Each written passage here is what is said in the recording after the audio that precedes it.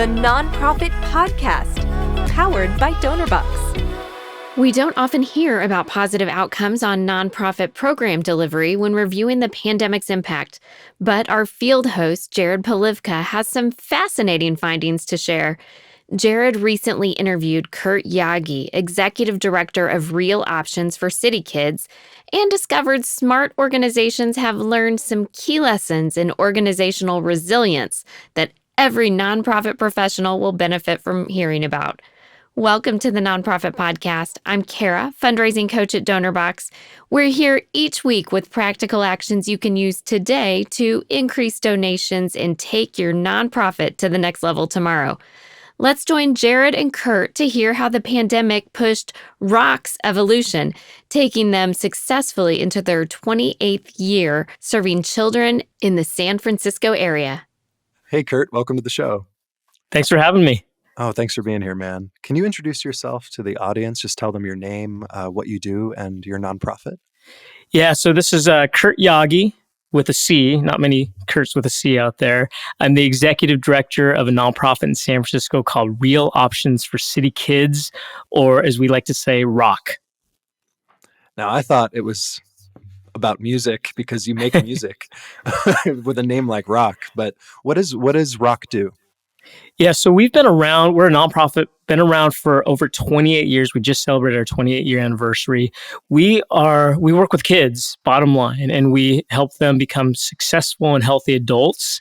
And so we're just serving a very small pocket in San Francisco called Visitacion Valley, very underserved, lack of resources there, but lots of kids, lots of families. And we just provide positive opportunities all year round, school-based programs. We're integrated into all of our public schools and just do things during the school day, after school, weekends, and all summer long.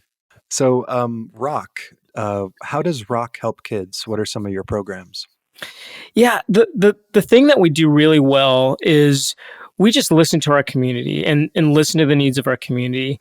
And from the very beginning, what was lacking was sort of less interesting sports, outdoor types of programs and stuff to get kids moving. So that was sort of a big part of our core at the beginning, introducing kids to new sports, getting them to move around, taking to camps and away from San Francisco, sort of broadening their horizons.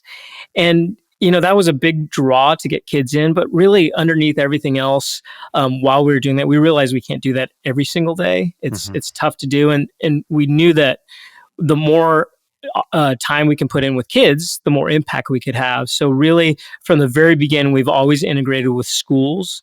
And it's just allowed us to really listen to what the schools need, what the kids needs, and just kind of help out where necessary. And it's really, it was very loose at the beginning, but has become increasingly structured over the years, which is a good thing. And I think the pandemic's really helped focus our the work we do and our impact. Oh, interesting. So the pandemic was maybe a blessing in disguise in terms of making your organization run more efficiently?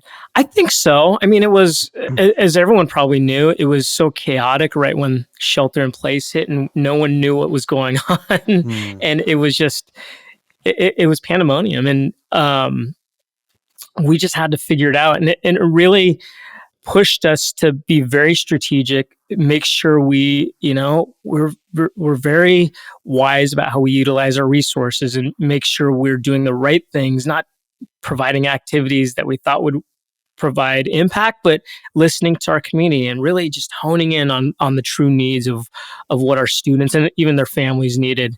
And it's really helped us to make sure that, we've always known what we do well, but just to really stay in that lane as much as possible so that we can maximize our resources. When you say stay in that lane, what does that mean? Like, what do you do well? Yeah, we're all about, in the 28 years ago, it was all about youth development, and it's sort of evolved, and there's always different names for what youth development is. And sort of, I think what people say and what the school system has adopted is social emotional learning. It's really all that relationship building, teaching empathy, self-control, a lot of the soft skills that you need that really help you later in life. Yeah. And we do that really well. And so that could be if we're helping teaching sports. It could be if we are even doing after school programming. It could be for arts class or even teaching in the classroom sometimes. It's all applying a lot of the social emotional learning skills to our programs. Maybe you could tell the audience a little bit about what social emotional learning is and how you kind of break it down into a couple principles that you include in your program or a couple examples. Yeah, so one of the things that we did, I think it was about 5 years ago, we did some strategic planning. And really, at that point in time, we were expanding really quickly and our programs were a little bit all over the place. We always knew we did social emotional learning to some extent, but what this strategic plan told us is we need to have very structured curriculum that's aligned to social emotional learning so that every lesson we're teaching integrates some element of social emotional learning. That could be relationship building or teaching empathy or self-control or something, so that every single one of our programs looks and feels the same, has that same vibe. And on top of that is just fun. I mean, I think that's a part of what we do well. I think we have a lot of fun people. And so that's what we do. And really, we're very intentional. Whatever program it is that we're running, we have some aspect of a social emotional learning element in there that we're trying to push or teach. And it could be in the form of an icebreaker, where you learn to build relationships. And I mean, especially coming out of the pandemic when relationship building suffered as a result of isolation, that's been a big emphasis. So we just try to be as intentional as we can, and we're able to measure some of those results over time.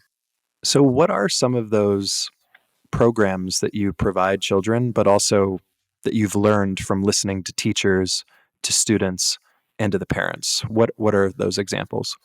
I think what we've always known and how we always have operated is, for us, we're not an academic institution. We're not hardcore tutors or anything like that.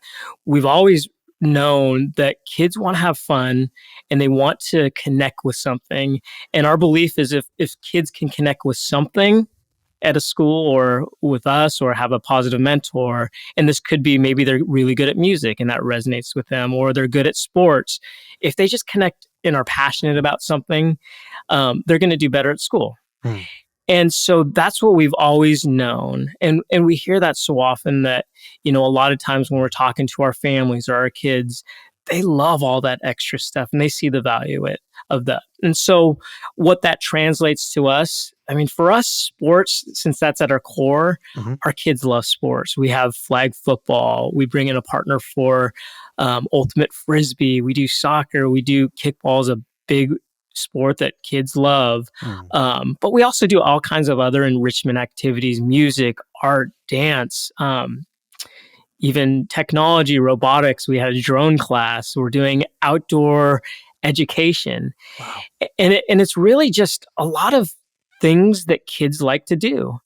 And just the more that they can engage and we can suck them in and just, throw a bunch of stuff at them and something's going to stick.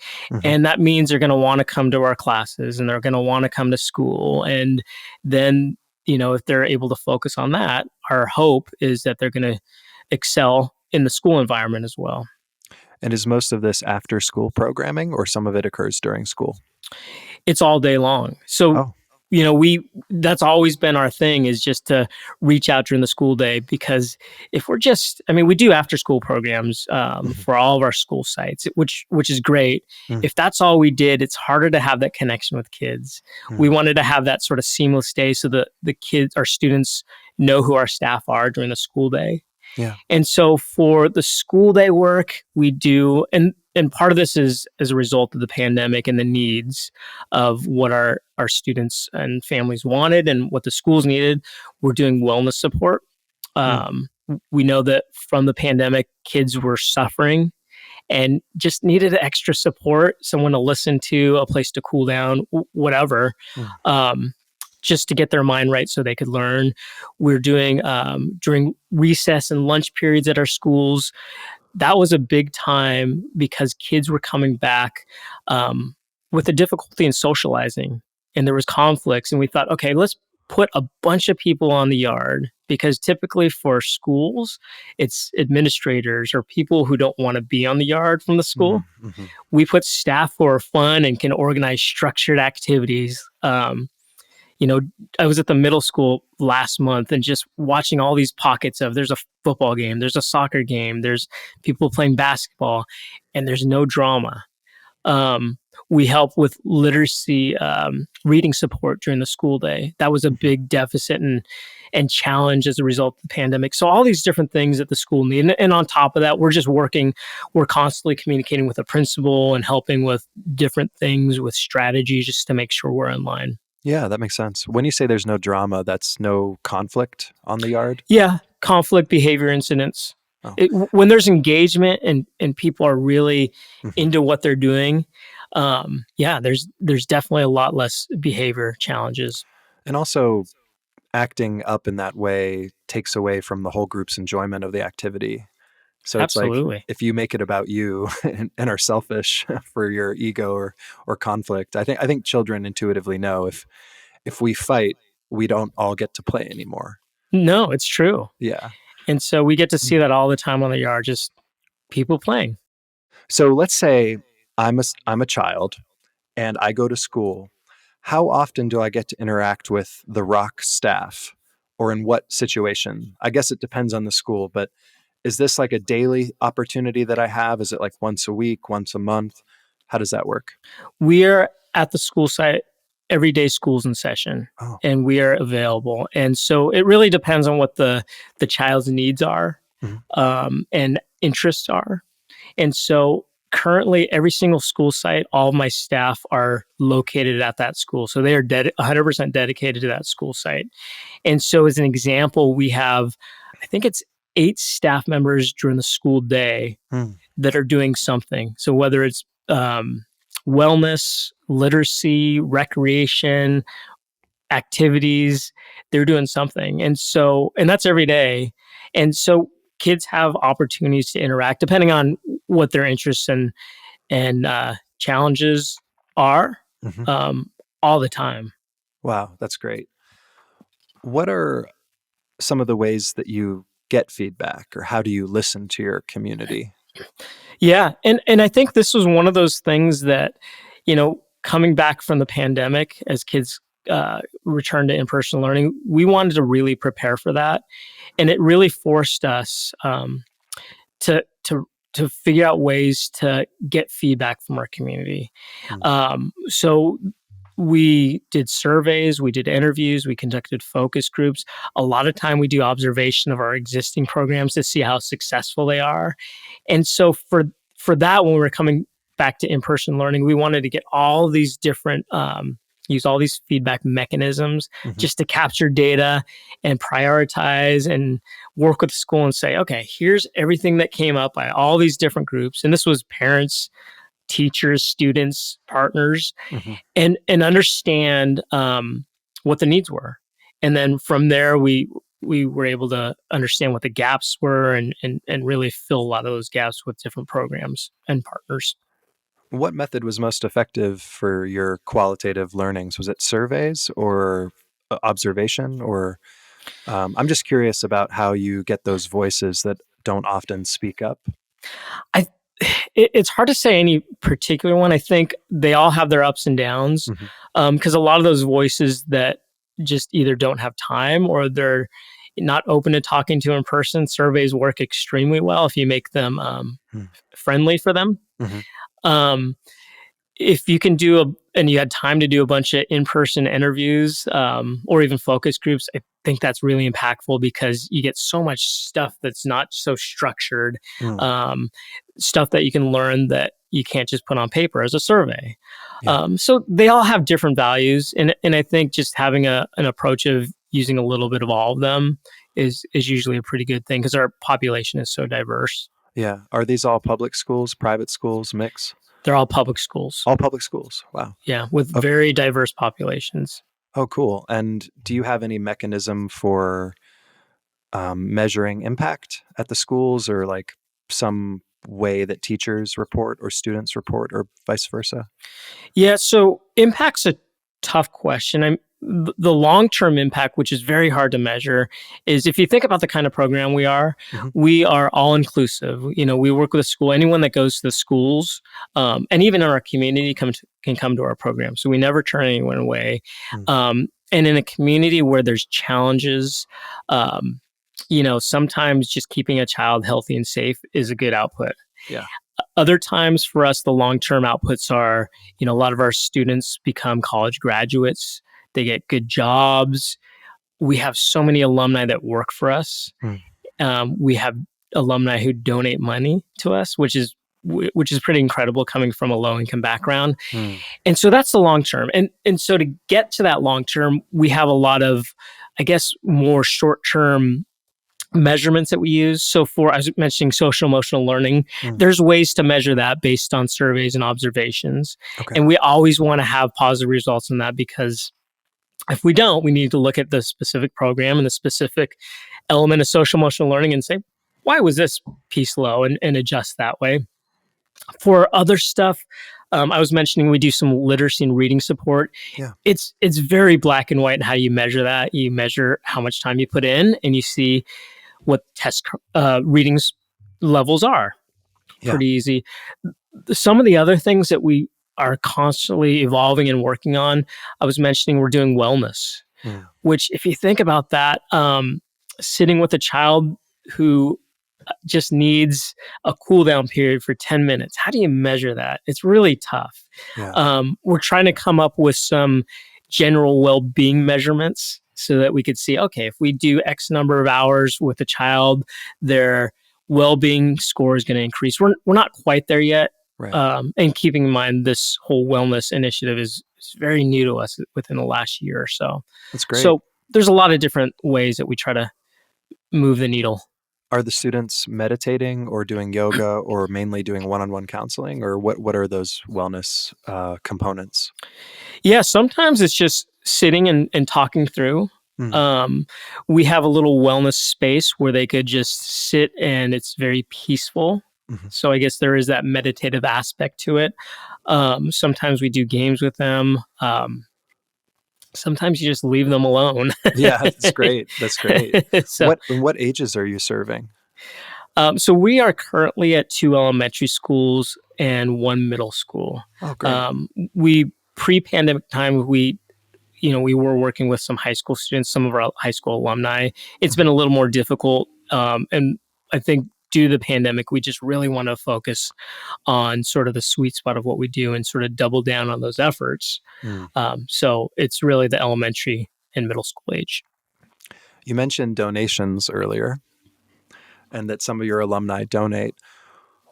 What percentage of your nonprofit's funds come from individual donors versus grants versus, the different sources that you have? And then let's dive into some of those creative campaigns that you do, because I like how you focus on connection and listening to your audience versus just doing things for the sake of doing them. Yeah, no, absolutely. So I guess I'll start with saying that about 60 to 70% of our funding comes from the public sector. Okay. We used to, up until I think 2009, it was all privately funded. And wow. So we, for a while, so I've been involved with this organization. I'm going to be coming on my 20-year anniversary next year. Wow. But even before that, I was a volunteer for 5 years when I was in the corporate sector. So I know the organization very well. And so for the first part of my career at R.O.C.K, I really did not want public funding, because oftentimes there's lots of strings attached. There's a lot of great things as well. And finally got to the point where we were doing such impactful work for free for the schools. The schools just said, we've got this money for you. You got to expand. So public funding is government funding? It's government funding. That's right. So city, state, federal funding. Got it. And so, from there, we've taken on public funding, and it's been great. It's allowed us to grow and expand. It does represent more as a percentage of our overall budget that I'm comfortable with. But but it's been great. And so, yeah, 60, 65, 70% is that government money. The rest is private fundraising. Why are you less comfortable with that? Is it because of the strings attached, or also because it's kind of out of your control in terms of sustainability? It's like dependent on the local, state, or federal government, which is those programs change every so often. Yeah, I mean, it's a little of both. I mean, Yeah. there's definitely some more administrative functions that you have to do to manage the grants, which is fine, and we've adapted and created systems to handle that. And yeah, I mean, with government money, you never know. I mean, what's going to happen from year to year. We're pretty fortunate in San Francisco. The pocket of public funding that we do have has been very stable, and I think it will be stable for a while. I guess personally, I never feel comfortable when a vast majority of your funding comes from one source. Yeah. I mean, and it goes the same with, individuals or corporations, or foundations. You never want to have that one big donor and the rest really small, because if that donor goes away, there's a lot of work to be done. Yeah. And so on the other side of it is the private fundraising, and it's grants and it's individuals and corporations. So I think there's a pretty even split between grant writing and fundraising from individuals and corporations. Okay. And what are some of those campaigns that you do in terms of connecting with your audience and your? Yeah. Well, I think the one thing, and you're right, and I'm glad you picked up on this on our philosophy of relationship building in our programs. It's the same thing. That's our philosophy of fundraising. It's relationship building. So the ideal situation is you get myself or someone from my team in front of a person, and just talk to them, and tell them the story, bring them along over time, and our belief is if you do that, they're going to give, and they're going to continue to give, and they're going to give in increasing amounts. And so for a lot of our donors, that is really my job, is to connect with people and have them grow and develop within our organization and just continue to engage them. And so we do that quite a bit. It's not just myself. I have my marketing and development manager, Haley, who helps out as well. But we just try to suck people in. It's really, I always relate it back to my experience with R.O.C.K, because I started as a volunteer. I completely got sucked in. And next thing you know, 5 years later, I was the executive director. Wow. And just historically speaking, working with a lot of the volunteers back when I started, those are our big donors today. So it's really the people who dig in and engage. And so anytime we could do that, that's a win for us. What are ways for listeners to volunteer and to get involved, to get sucked in at like the first level or two? Well, I will say it does help if you're local to the Bay Area, because our programs are in San Francisco. Yeah, in terms of volunteering and getting involved, I mean, the best thing to do is volunteering to see the kids, right? We have so many different programs that are really easy just to show up. We do have a registration process and background checks and all that, but show up and you can do stuff with kids. And for me, I volunteered with our Saturday program doing sports with kids. What cool. better way to spend a morning on Saturday than to kick a ball around or bounce a basketball with a child? For others, they come in during the school after school program and help out. We have corporate groups that come in all the time. We can schedule something for them to show up or come on a recurring basis. So there's tons of stuff. Cool. I'm friends with a group called Soul Street Dance based out of Houston, Texas. Okay. And they travel around the country and they do breakdance workshops for kids. I know the founders. They're really cool guys. And they used to be at-risk youth. Oh. And they help a lot of at-risk youth, but they help all kinds of students and children at different organizations. And could I put them in touch with you to maybe volunteer or like come out for a workshop and just do something with you and the students? Yes, please. Cool. I would love that. So also organizations like that, or groups that have programming for kids might be able to reach out to you and travel to you. That's great. Yeah, Okay. we love it. I mean, Cool. we're set up in a way where we have tons of partners that come in. We realize we're not the experts in everything, Right. and so anytime we can get someone with expertise like that, that's a little more challenging for us to do. I'm not going to lead breakdancing anytime soon. No, me neither. Me neither. Although I became friends with them because I was tutoring children in North Carolina when I was in school, and they came in and did a breakdance workshop, and I was in the workshop, and then I invited them to my jujitsu class. Oh, awesome! And let me tell you, breakdancers pick up martial arts really fast. So that's something I learned. They're so athletic. Who are some of your partners, or how does that program work? Maybe that's another way people could get involved, is applying to be a partner. Yeah, I mean, and it's really easy for partners. And the great thing about being somewhat of a small organization, people can contact me directly, and people always do, and I'm fine with that. And I just sort of push that to the right place. Right. I mean, we have partners ranging from, we had a robotics class that came in, which was awesome, which we can't really internally do. We have a great partner that does Ultimate Frisbee. Ultimate Impact is what they're called. Our kids have never seen Ultimate Frisbee before, and there's a lot of kids that love it now. Oh, nice. So there's a whole range. I mean, it really depends who's out there, and what they're willing to do. And we find partners all the time. I think, one of the greatest partners that we've had recently in response to the pandemic, we have the Stanford Children's, or I think it's the Stanford Teen Health Van that comes in once a month to our middle school and does immunizations or health checks or sports physicals or whatever is needed in our community. So it's a full range of, medical needs to sports to enrichment to tutoring. Wow, you rock.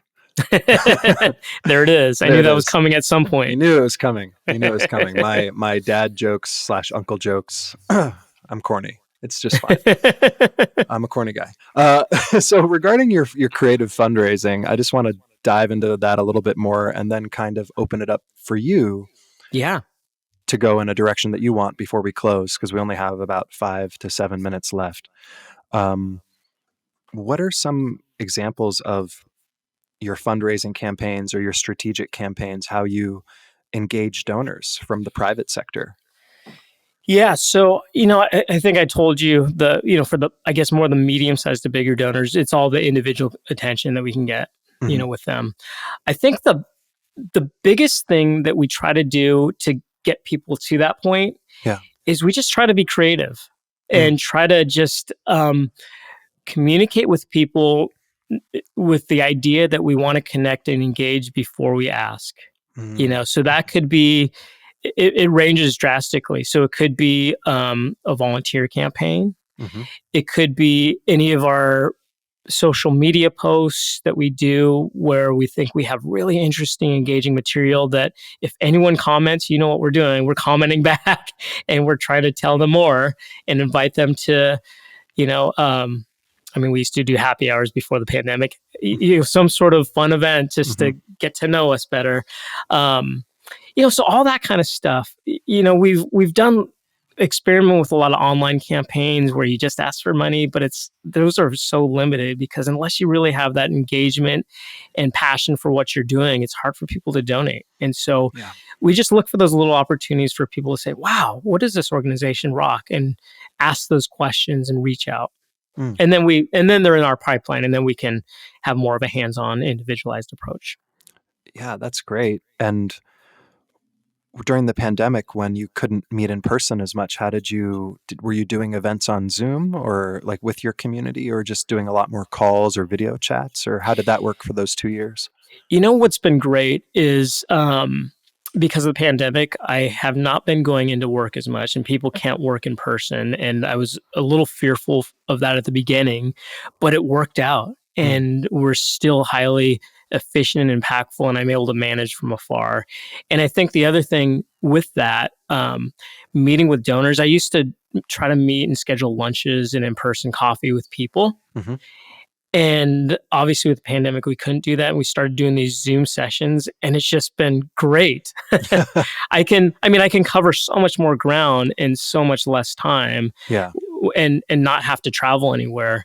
And it's been so impactful. And I think this is going to be built into our mechanism of relationship building, even even as the pandemic subsides. We've done lots of events where, they're focused on the kids, like a carnival, or just sort of a one-day random, we call it play day, or rock the block, I think. And I love that. It's just about bringing kids and bouncy houses and fun activities. We actually bring a lot of adults there as well, volunteers, to help out, because that's just a form of kind of building that engagement and understanding what we do. So I think that's probably the closest thing we've done to that. I think it's always nice to do, when we do focus groups and interviews, getting feedback that way, but also being able to tell the story a little bit. Oh, that's great. That's great. I didn't know about that program. What a great way to engage donors and your community so that they can volunteer, but also impact the kids. Yeah. Or see how the kids are being impacted by your fun programming. That's right. That's great. First of all, thanks for having me on here. Of course. It's really a pleasure to be on here. And anytime we can spread the message of R.O.C.K is a good thing. We are small but mighty out here in San Francisco, but we think we're doing really great work and very impactful work. And I would love for people to get involved. I think the best way for us, our website's ROCKSF, ROCKSF is in sanfrancisco.org. Yeah, come check us out, please. Thank you so much, Curt. I just appreciate you and appreciate what you're doing for the kids. And thank you. Yeah, thank you for having me. Thank you, Curt and your team, for sharing your experience and learnings with us. If you've been inspired to reach out to R.O.C.K, their contact information is in the show notes. And thank you for choosing to spend time with the Nonprofit Podcast. I hope you've left with the confidence to take a small step today that will make a big difference tomorrow. And don't forget to download and review the podcast, or give it a thumbs up if you're listening to the Nonprofit Podcast on YouTube. Your review is a great way to help others find us. You're here to help others. We're here to help you. So until next time, stay inspired. People, passion, connection, action. Put the power to change the world in your supporters' hands this giving season. Maximum reach, maximum impact. Feel the fundraising power of connection. Donorbox peer-to-peer, helping you help others.